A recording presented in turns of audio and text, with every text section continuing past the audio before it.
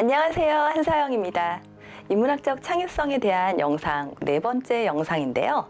오늘까지가 아마 전체적인 큰 틀을 설명해야 돼서 약간은 추상적이지 않을까 하는 생각이 듭니다. 하지만 앞으로 올려드릴 보다 구체적인 영상을 좀 더 보시면서 그 후에 다시 이 영상을 돌아와서 보시면은 조금 더 공감 지점이 생기지 않을까 하는 생각을 해봅니다. 그럼 시작해 볼까요? 이 영상을 보시는 분들은 아마도 창의성에 대한 비법이 궁금해서 보시겠죠?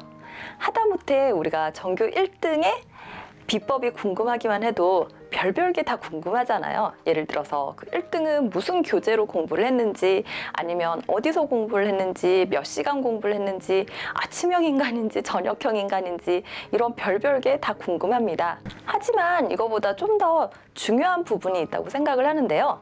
만약에 이 전교 1등과 똑같은 교재로 똑같은 시간, 똑같은 환경에서 공부한다고 해서 같은 결과가 나올까요? 아마도 항상 그런 건 아니라는 생각이 드는데요. 보다 중요한 거는 예를 들어 100시간 동안 공부를 한다면 그 100시간 동안 전교 1등의 머릿속에서 일어나는 어떤 작용이 무슨 작업을 하고 있는가가 중요한 거겠죠? 창의성도 마찬가지입니다. 그리고 창의성 공부는 특히나 더 어려운데요.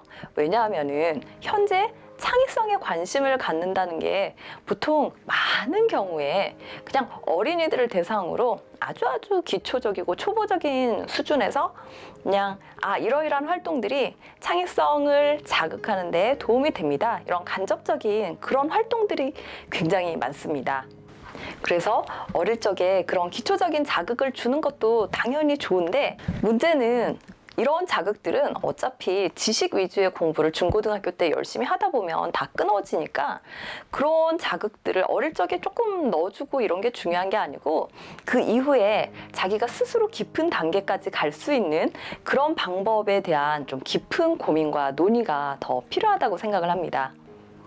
하물며 있는 답을 그냥 익히는 전교 1등의 학습 비법도 같은 환경이 중요한 게 아니고 그 시간 동안 머릿속에서 일어나는 일들이 더 중요한데, 하물며 있는 것이 아니라 없는 답이나 없는 문제를 스스로 만들어야 되는 창의성의 영역에서는 이 머릿속에서 일어나는 작업이 더더욱 중요할 겁니다. 그런 의미에서 제가 오늘 책을 한 권 가지고 왔는데요. 생각의 탄생이라는 책입니다. 이 책에서는요, 우리가 소위 말해 아웃라이어라고 얘기하는 어떤 분야에서 질적으로 차별화되게 엄청난 뛰어난 결과물을 만들어낸 사람들을 막 다 조사를 해가지고 그 사람들의 머릿속에 일어나는 작업을 분류해서 정리한 책입니다. 한국에 소개된 번역 표현으로는 상상력을 학습하는 13가지 생각 도구라고 해서 관찰, 형상화, 추상화, 패턴 인식, 패턴 형성, 유추, 몸으로 생각하기, 감정이입, 차원적 사고, 모형 만들기, 놀이, 변형, 통합으로 표현해 두었더라고요. 아마 살펴보시면 자기도 모르게 평소에 편하게 사용하는 생각 도구들이 한두 개쯤은 있을 거라고 생각을 합니다. 그리고 생각 도구가 사람마다 편하게 고정된 것도 아니고 작업에 따라 그때그때 필요한 것을 활용하면 되는 건데요. 예를 들어 문학이나 음악 같은 활동과 관련된 작업에서는 감정이입이 도움이 될 수도 있고, 패턴을 어떤 차원에서 인식하느냐에 따라 언어, 미술, 수학 등 다양한 곳에 쓰일 수도 있겠죠. 물론 깊이 있게 생각하고 또 그냥 일반적이지 않은 결과물을 내는 데는 관찰은 공통적으로 사용될 수 있을 거고요. 하지만 저는 이 책에서 조금 더 나아가서요, 한 번 더 생각할 지점을 제안 드리려고 하는데요. 오늘 소개해드린 이 생각의 탄생을 비롯해서 어떤 천재들의 사고법을 추적해서 분석한 책들이 굉장히 많아요. 그런데 그런 책들의 공통점이 결국은 어떤 천재의 결과물을 가지고 뒤에 분석을 했다는 한계가 있더라고요. 이런 분석들을 더 살펴보시면 느끼시겠지만, 소위 말해 뛰어난 천재들도 자신이 처음부터 아이디어를 내고 가다듬어가는 과정에서는 처음부터 위대한 결과로 생각하는 건 아니거든요.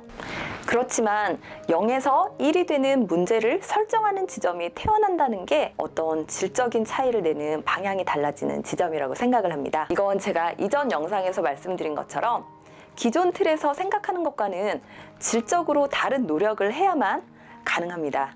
많이 느끼시겠지만 어떤 새로운 아이디어를 떠올려야지 하고 앉아 있는다고 해서 아이디어가 잘 떠오르는 것도 아니고요. 특히 0에서 1이 되는 지점의 아이디어는 발상 시간을 두고 앉아서 노력한다고 해서 단기간에 나오는 것도 아니라고 생각합니다. 지난 시간에 말씀드린 것처럼 이런 아이디어들은 사실 그 사람만의 고유한 경험이 하나의 키워드로 집약된 경우가 많아서 몇 년의 삶이 모여서 하나 만들어질까 말까 한 것이죠.